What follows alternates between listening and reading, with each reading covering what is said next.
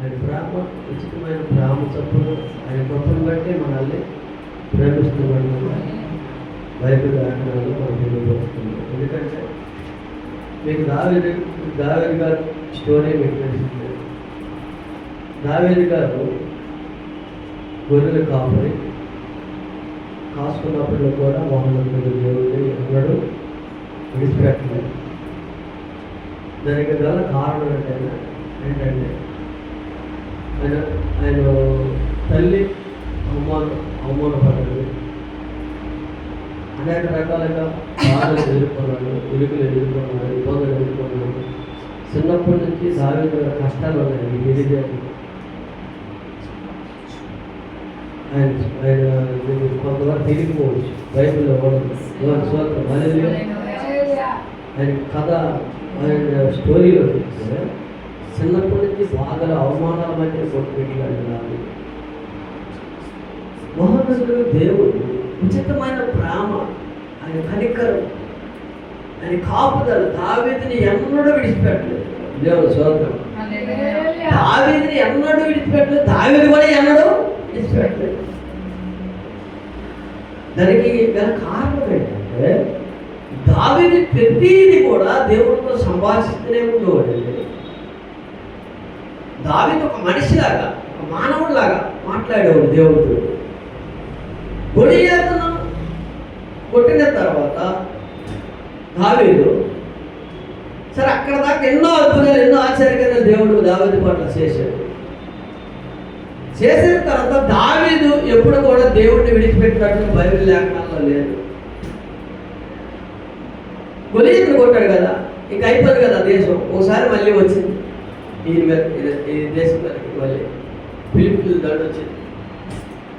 ఆ దండు వచ్చినప్పుడు దావీదు గారు ఏం చేసి పోయినసారి కొట్టేసా, ఇప్పుడు అవలేగా కొట్టేస్తున్నాను అని అనుకున్నాడా? మాకైతే ప్రార్థన చేసాడా? మరి మనం ఒక అద్భుతం జరిగిన తర్వాత బట్టలు వేసుకుని ఇంట్లో బయటకు వెళ్ళిపోతాం. ప్రార్థన లేదు, దేవుడిని అడగం. మన భక్తిలో నిబంధన లేదు, నీతి లేదు, న్యాయము లేదు, ధర్మము లేదు. అలా మనం భక్తి చేస్తామా చేయట్లేదా? అది కూడా పరిస్థితికి దావీదు అంత మహోన్నతమైన రాజు అయిన అపగమనం కూడా అయినప్పుడు కూడా ప్రతి సందర్భంలో మోకరించి దేవుడిని అడిగితే కానీ సమాధానం అంతే. కానీ దావీదు ఏ రోజు కూడా బయటకు వెళ్ళలేదండి. పోయినసారి కొట్టేశాను, ఆ దేశం వాళ్ళు అందరూ అయిపోయారు. ఈసారి కూడా మళ్ళీ వచ్చారు కదా, అలా వెళ్ళిపోలే. వెళ్ళమంటావా వద్దంటావా అడిగాడు. నేను సమయాల గ్రంథంలో అదంతా రెఫరెన్స్ పెట్టాడు. అడిగాడా లేదా వెళ్ళమంట వద్దంటావా అడిగాడు. ఎందుకు అడిగాడు? దావీదు దేవుడిని ఎందుకు అడిగాడు? వెళ్ళిపోవచ్చు కదా, దావీదు పోయినసారి గెలిచాడు. పోయినసారి అడిగాడే దేవుడు స్తోత్రం. ఒకసారి వెళ్ళండి, ఎక్కడే శ్రద్ధగానంటే పోయినసారి అడిగాడా? పోయినసారి దావీదు అడిగాడా? గొలియాతు కొట్టకు, ఇదిగో బ్రహ్మ నేను దావీదు దగ్గరికి వెళ్తాను, గొలియాతు దగ్గరికి వెళ్తాను, కొట్టేస్తాను అడిగాడా? ఆటోమేటిక్గా అక్కడ జరిగిన సందర్భాన్ని బట్టి ఎంట్రన్స్ అయిపోయాడు దావీదు. అయిపోయినంటే దావీదు ద్వారా ఒక అద్భుతం దేవుడు చేశాడు. కానీ దావీదు అడగనప్పటికీ దావీదు దేవుడు చూశాడు. దేవుడు స్తోత్రం. అలాగే మీకు పోయిన వాడు ఏం చెప్పారు?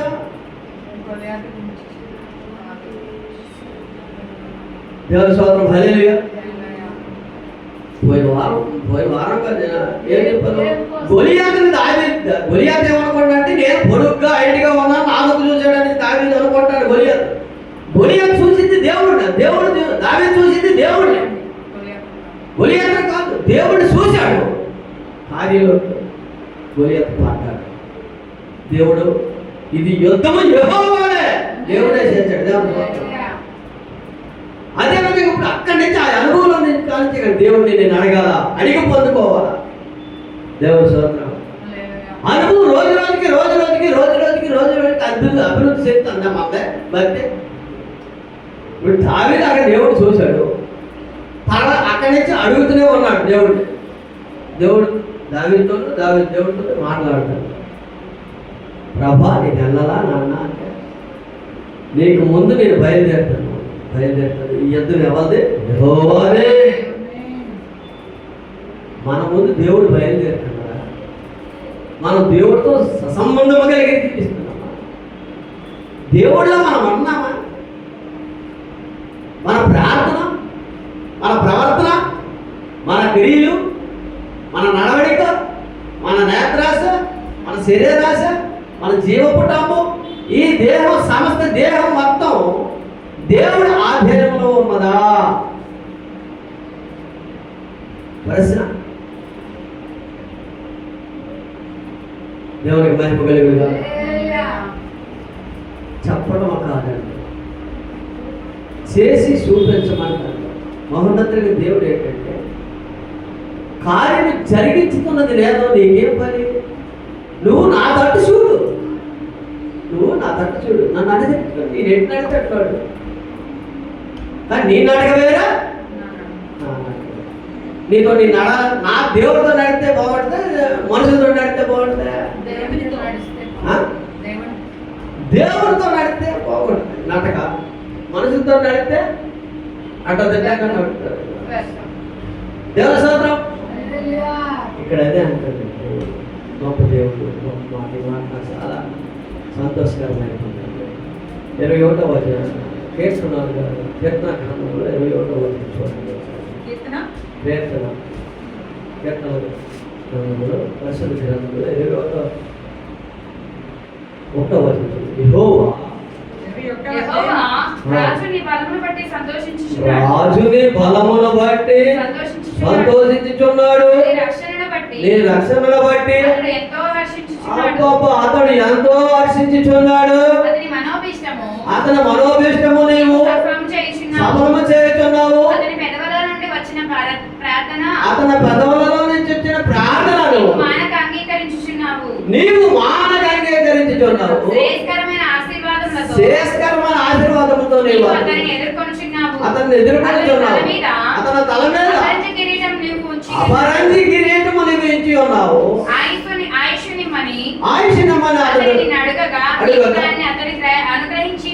అయిపోయింది. దేవుడు దేవుడు అనుగ్రహించవలసిన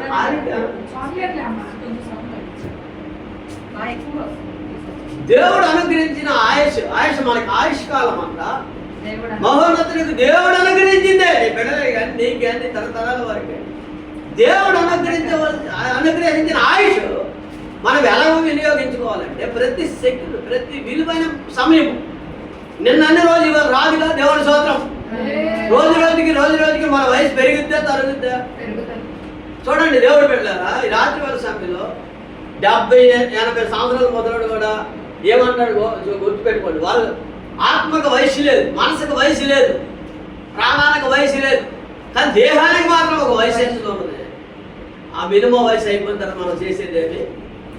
నువ్వు బ్రతుకుంటాడుగా దేవుడిని ఆరాధించాలా, నువ్వు బ్రతుకుంటాడుగా దేవుడిని స్తుతించాలా, నువ్వు బ్రతుకుంటాడు దేవుడిని మహిమపరచాలా, నువ్వు బ్రతుకుంటాడుగా దేవుడిని హెచ్చించాలా. నువ్వు ప్రాణముని దేహములో ఉన్నప్పుడే జరగాల. అక్కడికి వెళ్ళిపోతా నువ్వు చేద్దామన్నా, నీ దేవుడిని ఆరాధిద్దామన్నా లేదు. అక్కడ ఏముంది తెలుసా? ఏముంది అక్కడ? నిత్యము ఆయన్ని చూపించడం, గణపరచడం, మహిమపరచడం అనేది ఎంత ఇక్కడ ప్రాణంలో బోధువులు ఈ దీపం ఉన్నందాలే అక్కడ జరగాలన్నమాట. అక్కడికి వెళ్ళిన తర్వాత ఆయన చెప్పింది మనం వినాలి. మనం ఇక్కడ చెప్పింది మనం వింటామో లేదో మనందరం మనం సొంతంగా లీజ్ చూసుకుంటారు కొన్ని సందర్భాలు. దేవుని స్తోత్రం. అది దేవుడికి, నీ భక్తి దేవుడి మీద ఆధారపడి ఉంది. నీకున్న దేవుడికే తెలియాలి. నీ భక్తి ఎవరి దగ్గర ఆధారపడి ఉంది. ఇక్కడ ఎవరు లేదు, మూడో మనిషి. నువ్వు అనుకుంటాను పాస్ గారు చూస్తాడు ఒక యాసం, పాస్ గారు వెళ్ళిపోండి ఒక యాసం, పాస్ వస్తాడే పిలుస్తాడని ఒక యాసం, పాస్ ఇంటికి వెళ్ళిపోండి ఒక యాసం. ఈ యాసాలన్నీ మనుషులు చూస్తారు. మహోన్నతుడికి దేవుడు నీ భక్తిని పరీక్షించేది దేవుడు ఒకటే. అక్కడ దేవుని స్తోత్రం. హల్లెలూయా. భక్తికి ఒక పరీక్ష అవుతుంది. ఆ పరీక్ష అక్కడ జరుగుతుంది. అప్పుడు నువ్వేమి ఇక్కడ ఏం చెప్పాసర్లే, అక్కడ మాత్రం దేవుని స్తోత్రం. నీ ఆయుష్ కాలం ఇచ్చింది ఎవరు? దేవుడనే యెహోవా. దేవుడనే యెహోవా నీకు ఆయుష్ కాలం ఇచ్చింది. ఆ ఆయుష్ కాలం నువ్వేం చేయాలా? దేవుడిని శుద్ధించాలి. దేవుడు భుజబొమ్మలతో దేవునికి మహిమ కలిగిన అందులో ఒక ఇద్దరు చూశారు అక్కడ. అంత దూరాన్ని ఒకటి పొడుపుగా చేశాడు. అంత దూరాన్ని ఇద్దరు చూశారు. అంత దూరాన్ని ఇద్దరు చూశారు. ఒక ఇద్దరు వెళ్ళారు. 10 మంది తీశారు. ఒకడు తిన్నాడు. ఎన్ని కథలు చెప్పడానికి కాదు ఈ జీవగ్రంథం. ఇది గాడ్ ఇచ్చిన ఒక గిఫ్ట్. అది జీవము. అదేమై ఉన్నది జీవము. కథలదే కాదు, మనుషులు చెప్పే కథలు కాదు. ఆత్మ నడిపింపుని బట్టే దేవుడు గద్దించి బుద్ధి చెప్పు, పాపం చేయని మాట్లాడి గద్దించడం వేరే, బుద్ధి చెప్పడం వేరే, పాపం వేరే. మహోన్నతుడికి దేవుడు దగ్గర పాపం అనేది లేదు, గద్దింపు ఉన్నది, బుద్ధి ఉన్నది, బుద్ధి చెప్పడం ఉన్నది. పాపం చేశాడంటే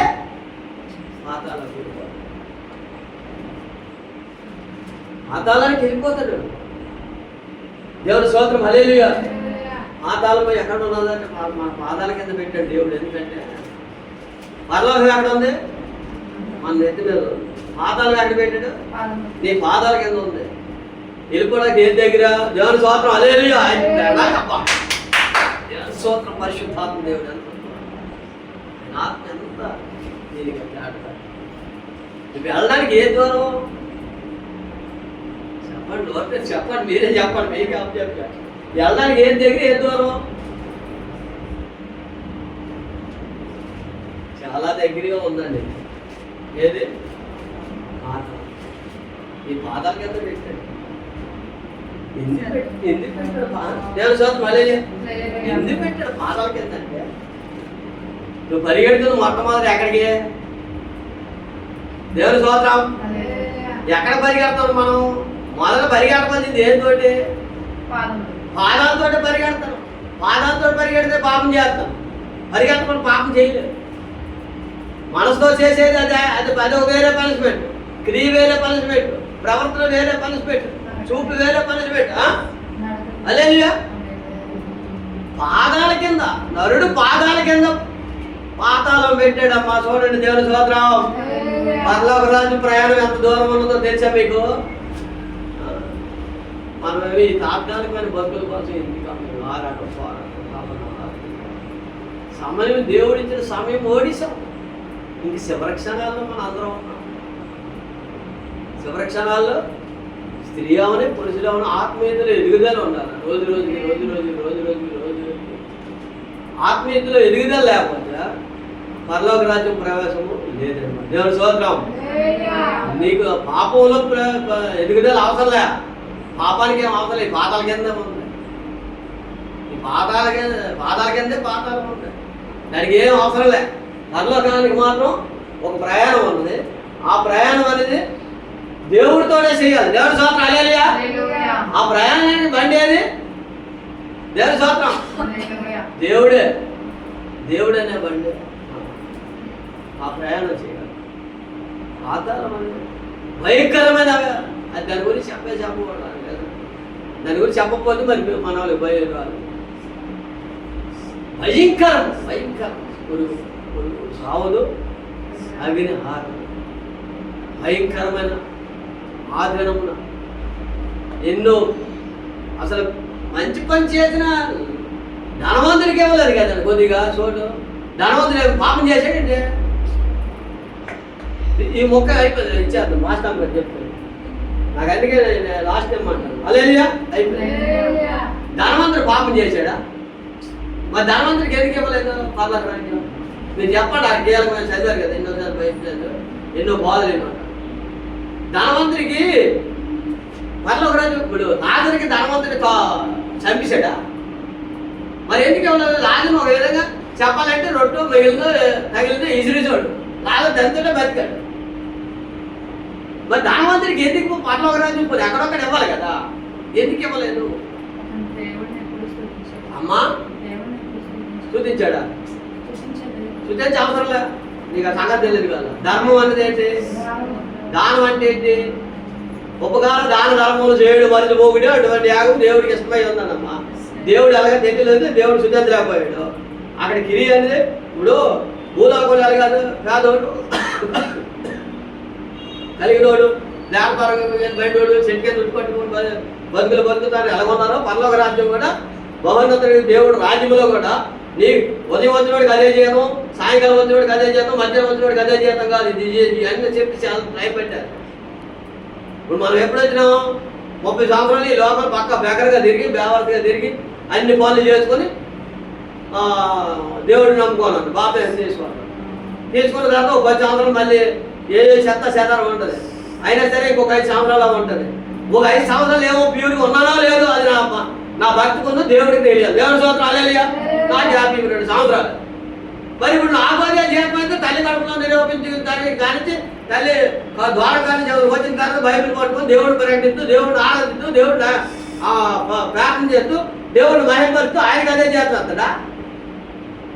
మరి అలాంటి ఆయన ఎందుకు నమ్ముకో? ఆయన దేవుడి సంవత్సరం అలేలియా ఉందా? పర్లేదు చెప్పండి. దేవుడి సంవత్సరం అలేలియా. స్థలం లాజరుకి ఇవ్వాలి. ఆయన లాజరుకి ఎందుకు ఇవ్వలేదు?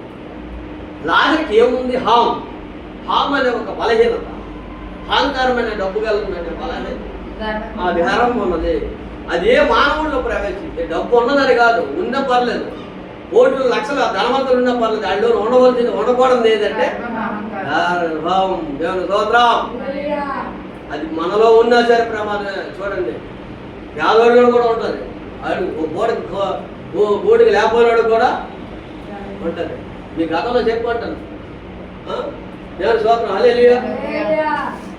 పేదోడికి కూడా ఇది ఉండొచ్చు, పూట గడవకపోయినా అది గర్వం ఉంటుంది. గర్వం ఎంత ప్రమాదం, ఉన్న కోట్ల 1,00,000 కోట్లు ఉన్నోడు కూడా గర్వం ఉండకపోకుండా ఉండడానికి బతుకుతాడు. అంటే దాని గర్వం కూడా ఉండదు. ఎన్ని కోట్లు చూడటం ఎంత తగ్గింపు సంపాదన అంట మనమే అంటాం. కానీ అలాగా ఉండొచ్చు, ఇలాగా ఉండొచ్చు. కానీ ఎంత కోట్లు ఉన్నాడు గర్వం ఉంటే అది పర్లేదు. అసలు దేవుడే తెలియపాడు. దేవుని స్తోత్రం. మన పరిస్థితులు కూడా మనంతా మనం రోజు రోజుకి హృదయాన్ని కడుక్కోవాలి, హృదయాన్ని శుభ్రపరచుకోవాలి. ప్రతిరోజు పగలల్లో ఎక్కడ తిరిగినా రోజు 3 కోట్లు దావీదు 3 సార్లు ప్రార్థన 7 మార్లు చేశాడు. సందర్భంలో 3 మార్లు ప్రార్థన చేస్తూ సాయంత్రం పడుకునే ముందు నీ పిల్లల్ని మీరు దగ్గర పెట్టుకొని ఈ కుటుంబం 4 ఉదయం వెళ్ళిపోయి గోడికి చేర్పించావు ప్రభా. ఈ చేర్పించి నీ కుటుంబం నీకు ఆశీర్వాదకరంగా, నేను మహిమకరంగా ఈ లోకంలో ఉన్నంత వరకు నేను శుద్ధించాలా, నేను కనపరచాలా. రేపు ఉదయకాల సమయంలో మళ్ళీ వెళ్ళాలని ప్రార్థన చేసుకొని ఆ రోజు లెక్క తిరిగి నీ భూలోకంలో క్లియర్ చేసుకోవాలా. నువ్వు చేసుకోకపోతే ఇది నువ్వు చేసుకోమని ఏం చేసుకోమని ప్రభు యేసుక్రీస్తు చేసుకున్నాడు. మీకు ఆ సంగతి తెలియదు కదా. పగలల్లా తిరిగి సాయంత్రం యజమాని తోటకి వెళ్ళిపోతుండే వదిలేసి.